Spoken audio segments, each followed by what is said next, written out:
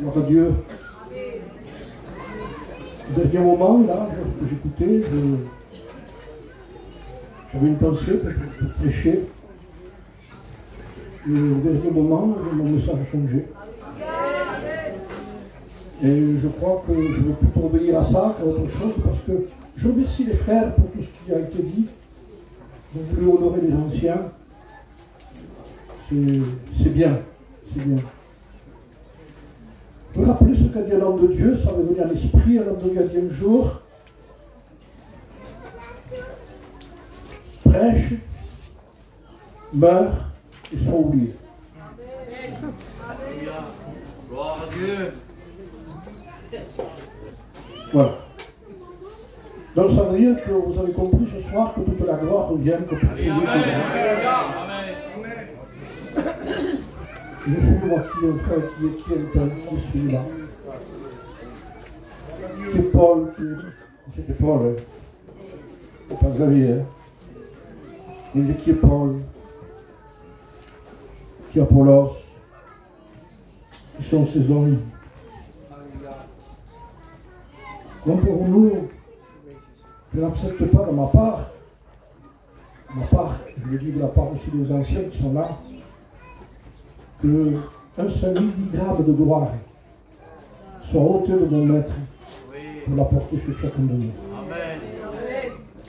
Non, pas le droit. Je n'ai pas le droit. Je respecte ce qui a été fait. Je ne veux pas porter du tort à ce qui a été dit. Les frères l'ont dit avec leur cœur. Nous l'avons reçu. Maintenant, nous envoyons tout. Je dis, Seigneur, non pas à nous, Seigneur, non pas à nous. Amen. Mais à ton nom, donne gloire, Seigneur.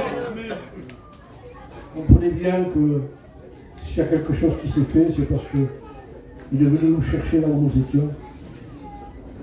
Alors, quel est le changement dans mon message? C'est tout simplement que je vais faire une lecture, vous allez comprendre vite fait ce que ça veut dire. Évangile de Matthieu, chapitre 17. Nous allons parler de Jésus ce soir. Amen. Vous savez qu'aujourd'hui, si on parle que de Jésus, c'est pas trop intéressant. On peut parler d'autre chose, des étoiles, des trompettes, de tout ce qu'il y a. Excusez-moi, je ne connais pas tout ça, moi.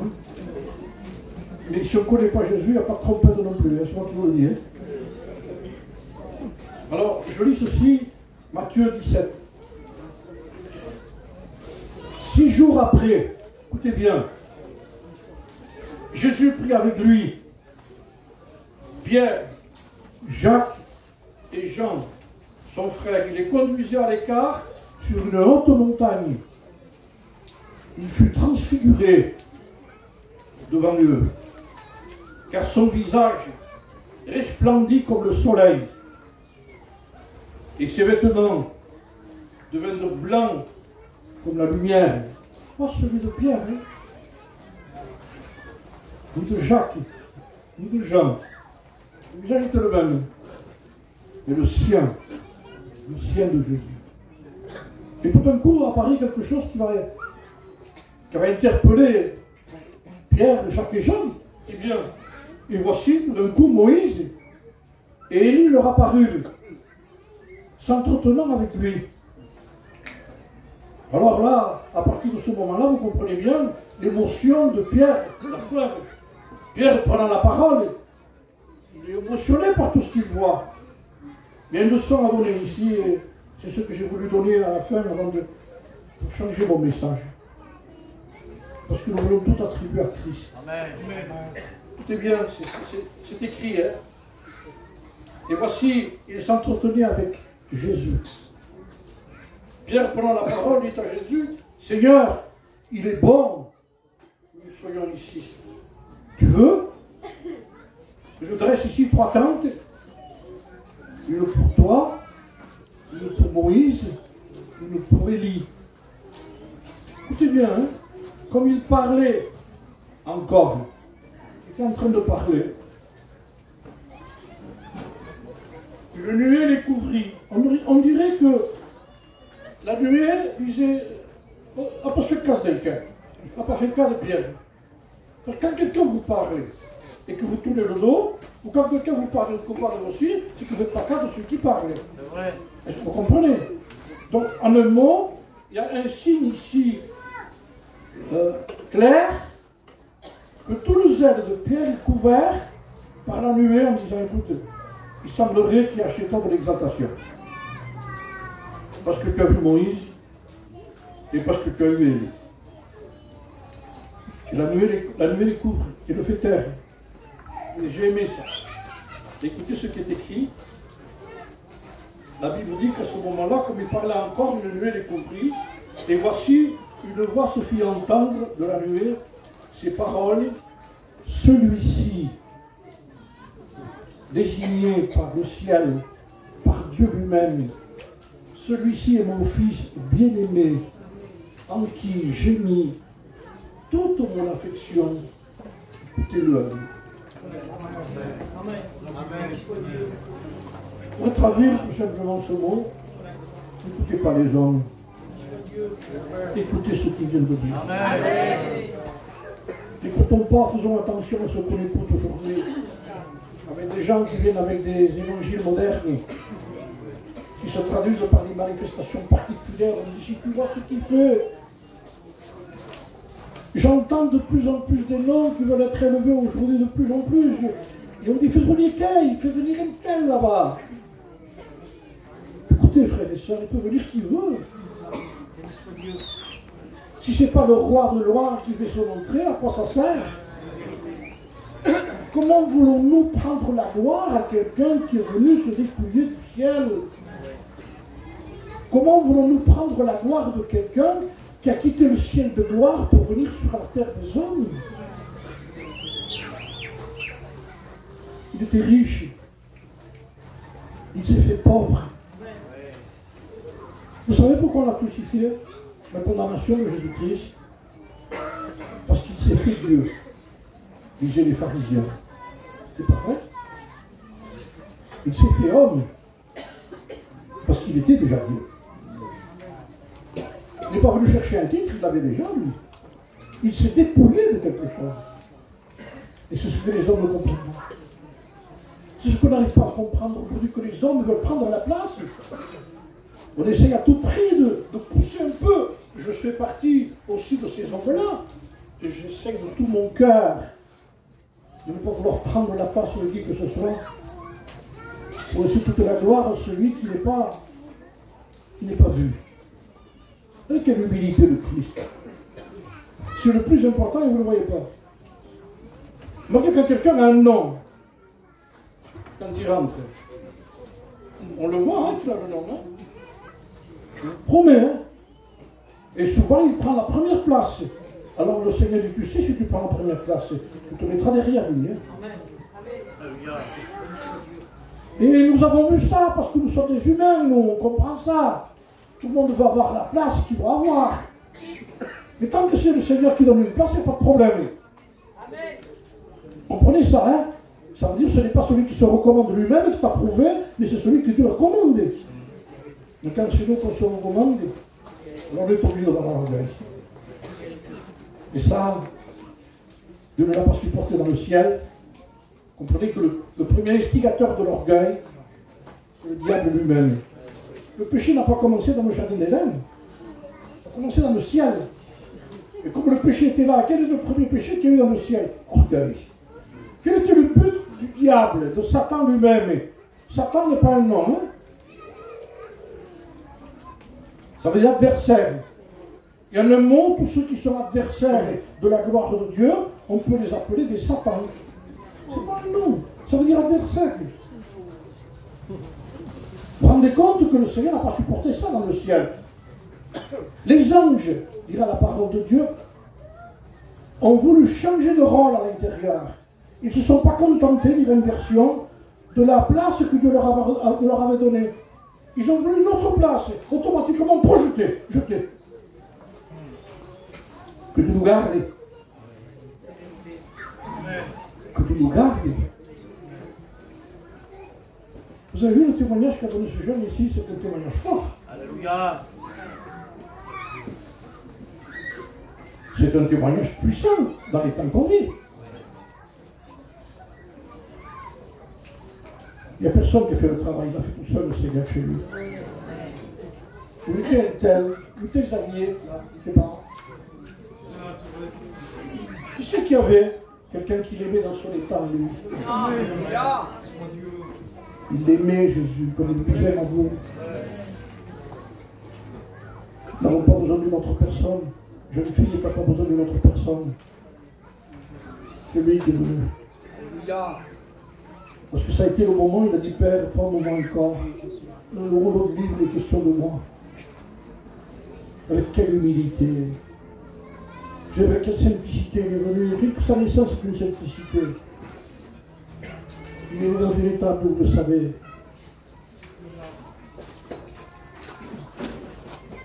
Chez nous, on cherche le meilleur. C'est normal quand on cherche le meilleur. Hein, la meilleure clinique, les meilleurs hôpitaux. Il n'y avait pas un seul endroit pour l'accueillir. Quand il arrivait dans un endroit, au moment, Marie avait des douleurs. Il dit, c'est plein. C'est plein. On ne reçoit pas. On ne reçoit pas. Tout d'un coup, quelqu'un lui propose une étape. Il dit, ça si tu veux. Je prends. Vous comprenez, si quelqu'un se prend pour un hôtel, ça ne rentre pas. Excusez-moi le mot, hein, mais si quelqu'un se prend pour une étape, c'est de rentrer. Tu te rends compte de ce qu'il est né? Un frère a dit, tu sais, le frère a taillé dans ce qu'il a dit. Si on a de la tristesse, c'est parce qu'il est né dans une étable. Un jour, il est revenu naître dans la porcherie de mon père, il a dit.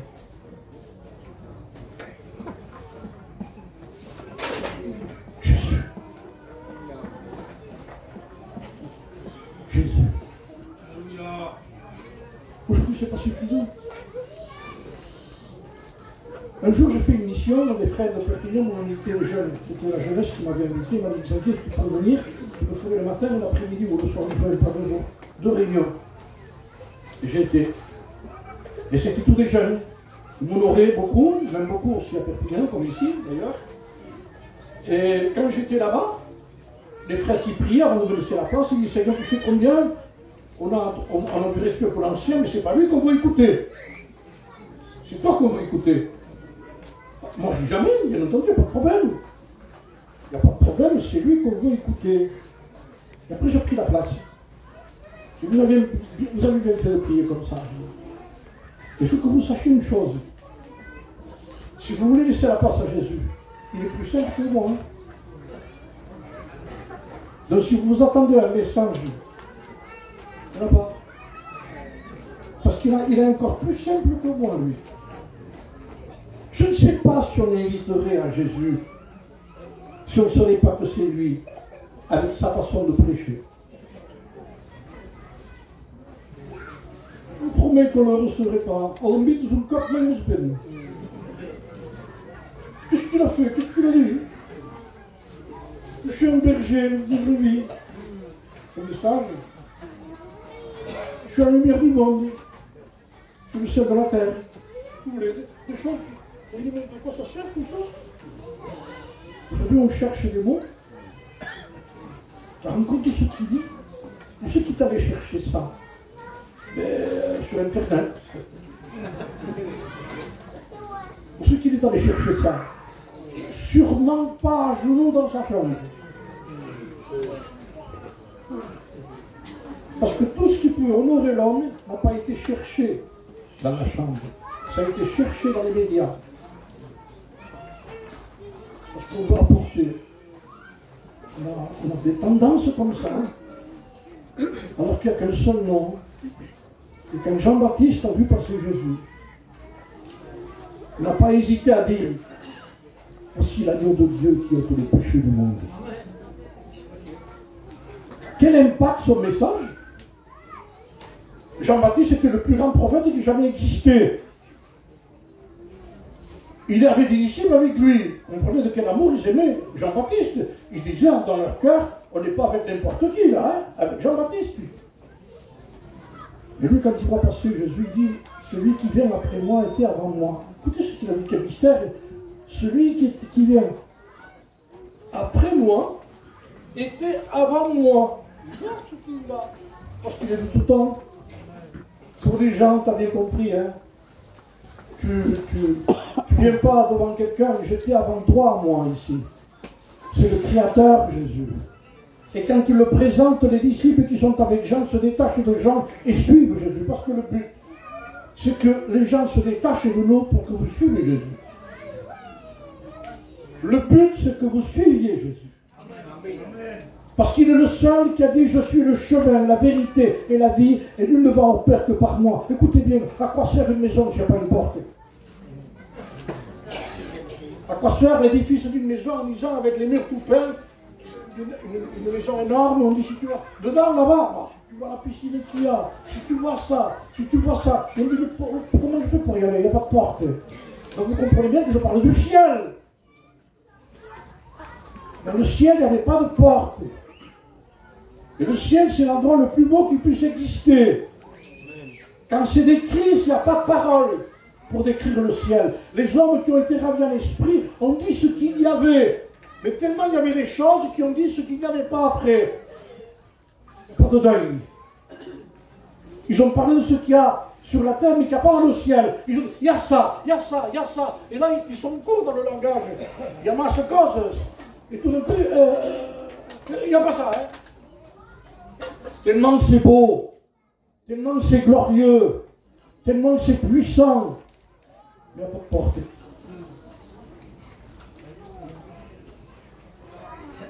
Un homme comme Job disait dans sa prière, ne me-t-il pas un arbitre, l'homme le plus juste de la terre, l'homme le plus droit de la bouche de Dieu lui-même, il n'y a aucun homme comme lui. Hein. Il parle à Satan, il n'y a aucun homme comme lui. Dieu. Nous pour un témoignage, merci les frères, mais merci pour le témoignage chez nous. Mais si vous avez entendu le voix qui vous présente, alors là, je vous promets que c'était Job.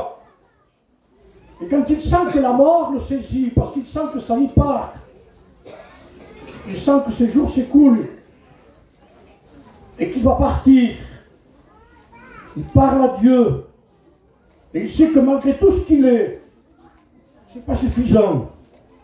Tout ce qu'il est ne lui permettra pas de rester une seule seconde dans le ciel.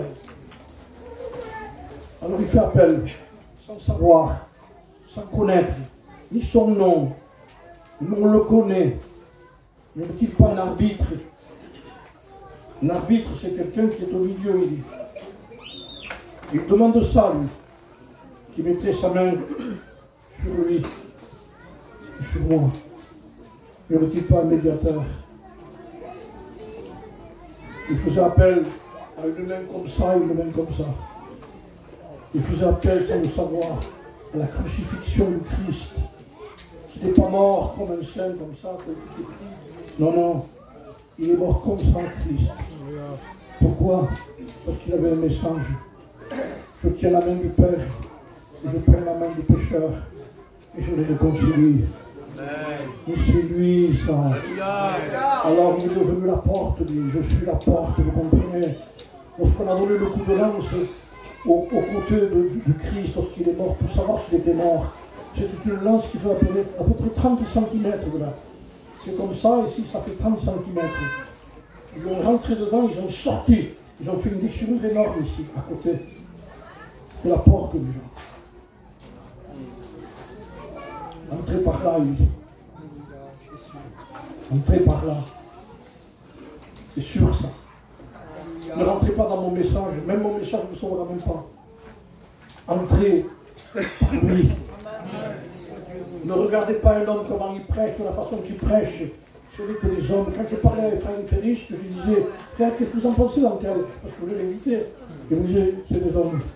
Amen. À chaque fois, il me disait pareil. C'est qu'un homme. C'est qu'un homme. Comment pour nous? Attendez, on est que des hommes et des femmes ici. C'est le céleste, c'est le pur. C'est celui qui vient et qui est né pas comme tout le monde. Il est né d'une vierge. Vous comprenez déjà. Parce que les huissiers ont voulu l'arrêter.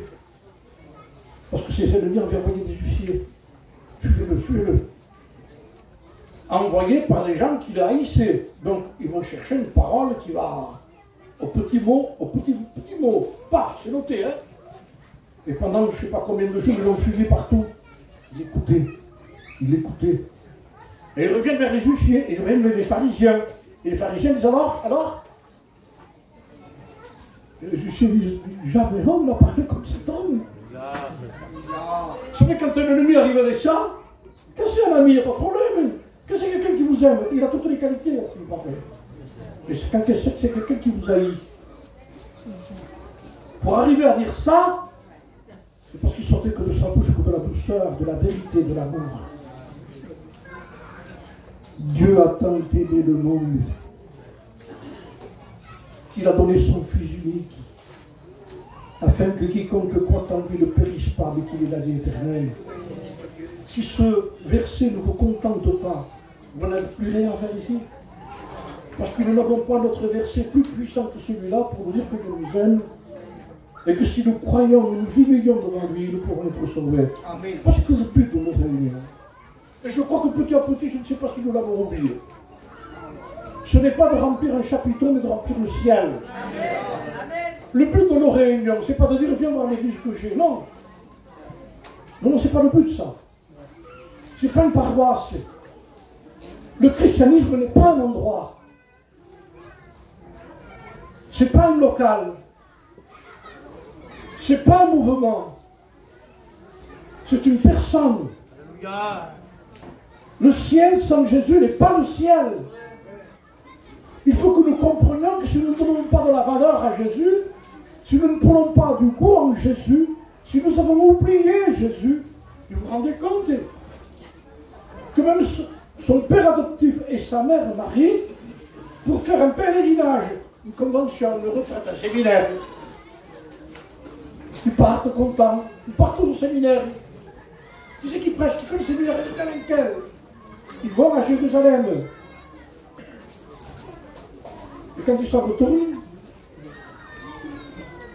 oui Jésus. Oui Jésus. Marie, oui Jésus.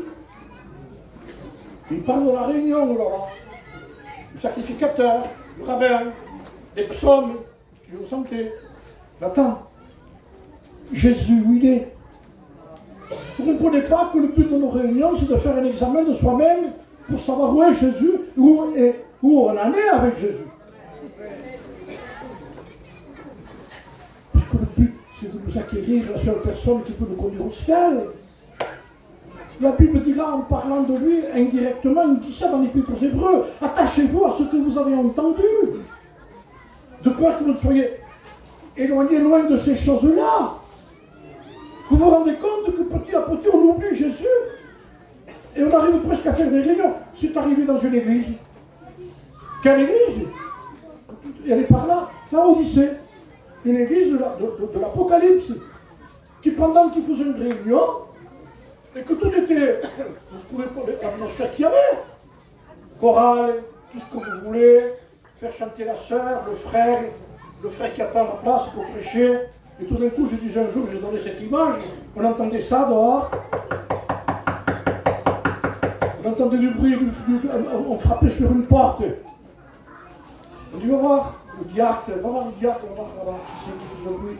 Le diacre ouvre la porte, il referme. Il vient vers le pasteur, qu'est-ce qu'il y a? Tout blanc, lui. Qu'est-ce qu'il y a? C'est Jésus. Comment c'est Jésus? Mais non, Jésus est au milieu de nous. La première chose qu'on dit, nous. Jésus est au milieu de nous. Et elle lui dit, non, je ne suis pas.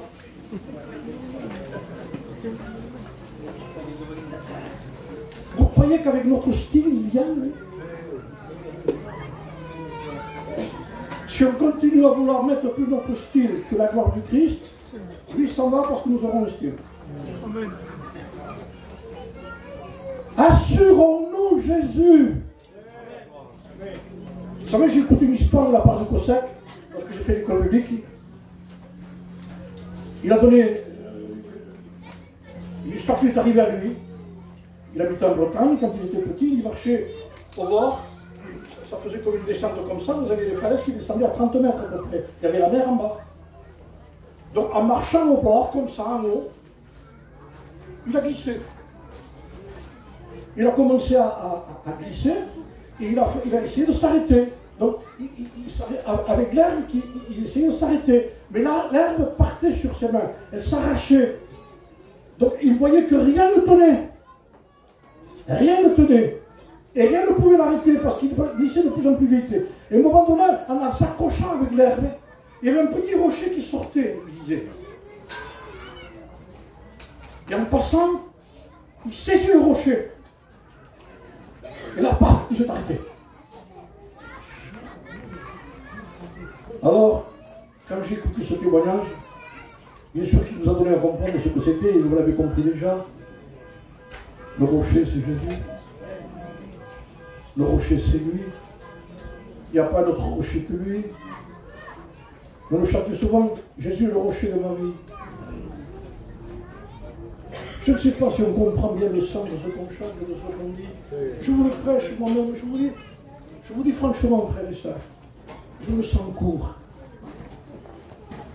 Vous savez, je veux dire une chose, je me suis aperçu, ça fait quand même 47 ans, 48 ans que je prêche maintenant. Et je dis, Seigneur, je ne te connais pas assez pour prêcher sur toi.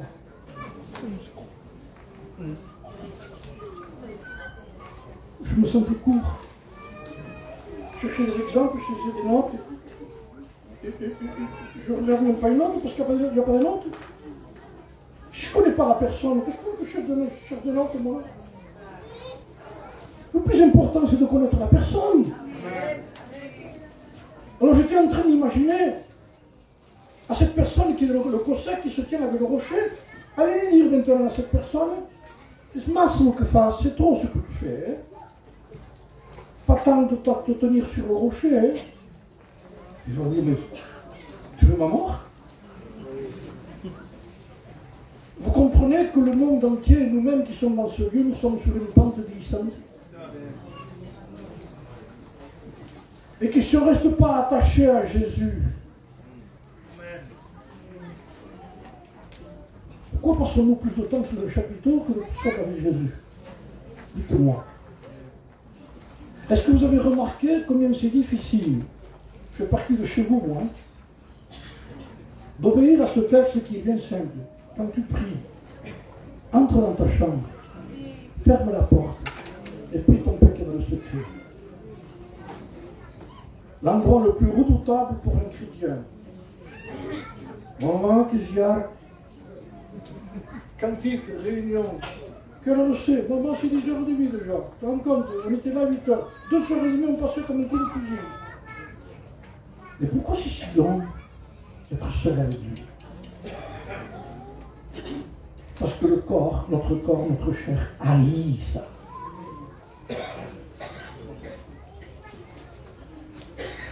Vous voyez quelque chose de mystérieux peut-être? Quand Jésus rentre dans mon vie, il devient l'ennemi de votre vie. Vous croyez qu'on l'aime comme ça, non? Seigneur, je t'aime, tu vas venir, il ne m'aime pas. C'est une exaltation. Si quelqu'un m'aime, a dit Jésus, il garde ma parole. Je l'aimerai. Et je me ferai connaître à lui. Ça veut dire que la véritable connaissance vient quand on aime Jésus-Christ. Tant qu'on ne l'aime pas, on a de l'information. Et l'information lui a de la désinformation. Parce que mes sons, je change de message. Hein. Vous écoutez celui-là, ok, non, l'autre là. Et après, il rentrait des doctrines chez nous. C'est pas vrai, je dis.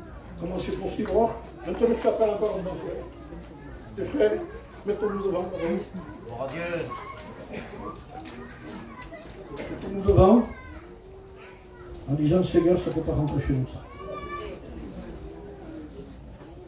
Que ce soit pour les cantiques, que ce soit pour la prédication, que ce soit pour la prière, que ce soit pour donner des noms aux gens. On peut avoir un nom facilement avec les médias aujourd'hui. Vous passez pendant quelques temps sur YouTube, vous êtes connu. Il n'y a pas de problème. Combien de fois il est dessus? Il dit, je ne sais pas combien de fois. Il dit, combien de fois? Pas une fois, il dit. On va un peu de temps de plein, là. Et là-bas, il ne connaît pas. Alléluia. être, non simplement connaître Dieu, mais être connu de Dieu. Mais par quoi on peut être connu de Dieu? Par une réunion. Mais vous comprenez bien que ce n'est pas possible. Mais il faut bien réaliser ça. On ne peut pas dire qu'on connaît Jésus-Christ parce qu'on vient à une réunion 1 heure par semaine. On ne peut pas dire qu'on connaît le Christ parce que de temps en temps je vais au jeûne et quand j'ai fini de prier, je lève la tête parce que j'ai fini. La prière, c'est plus la prière, vous l'avez vu aujourd'hui, hein? C'est comme ça, quoi. Même c'est énervant. La preuve, les gens ne supportent pas la prière. La preuve, quand quelqu'un va mener un peuple à la prière, il devient l'ennemi de son église. Madame, parlez de jeu de prière. Vous êtes un extraterrestre. Parce que tout est dans le mouvement. Et c'est même pas un mouvement, c'est un monument qu'il y a chez nous. Il n'y a rien qui bouge. Quand quelqu'un se convertit, là je peux pas vous tout bref. Quand quelqu'un se convertit, et qu'il est converti réellement, comme nous allons écouter, il y a une conversion, il y a pas de problème. On dit, petite, hein? Ah bon, parce que qu'est-ce qu'il y a chez moi? Et si quelqu'un aime la prière, aime sa Bible, on dit, il est de Dieu, hein? Parce que les autres ne sont pas des de Dieu alors. Nous sommes en train de dire carrément, petit à petit, dans ce que nous voyons qui est rare, que si le chrétien n'aime pas sa Bible, et si le chrétien ne prie jamais, je m'hasarde à dire ça, et je suis convaincu de ce que je dis. Si quelqu'un ne prie jamais, si de temps en temps, quand il prie, il peut le manger, mais il cette nourriture pour que ça ne fasse pas du mal. Aucun remerciement, c'est pas la prière ça. Et si quelqu'un vit comme ça, sans Bible, sans rien, que de réunion, avec une Bible dans la main qu'il n'ouvre jamais, ou dans un placard qu'il a oublié, ou un voile qui vaut un euro, il n'est pas chrétien.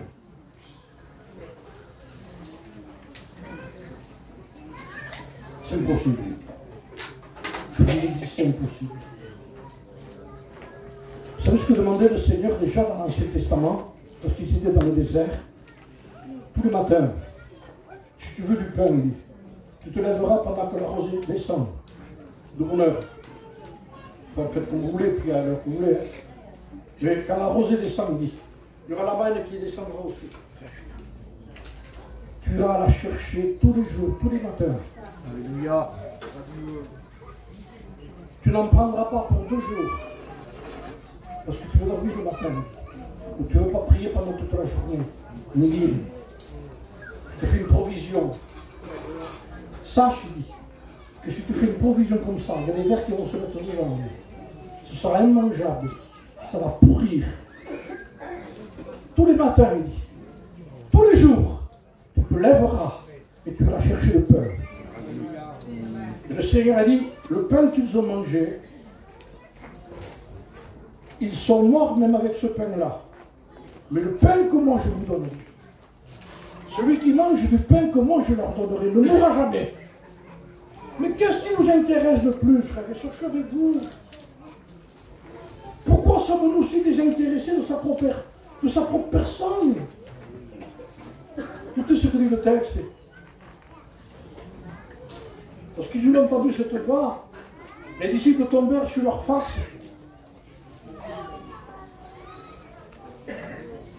C'est pas Élie qui les a fait tomber la face. Et Moïse, c'est la voix du Père. Écoutez bien. Ils furent saisis d'une grande frayeur. Ils tombèrent sur leur face. Ils s'approcha. Ils n'y sont plus. Il les a enlevés.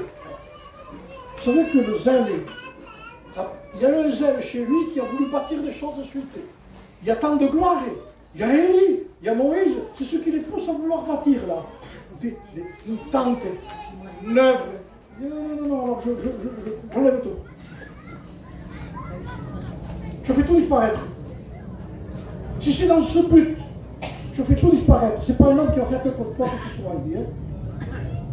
Alors, je les sors pour vous faire comprendre qu'à ce moment-là, sur cette montagne, il y a une voix qui vient du ciel.